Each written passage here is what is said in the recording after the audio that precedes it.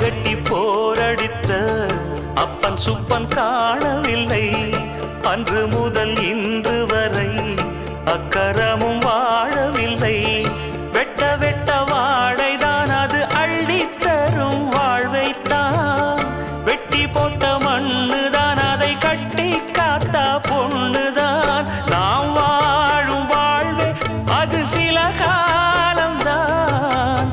உறவோடு வாழ்ந்தா அது பூக்கோலம்தான்.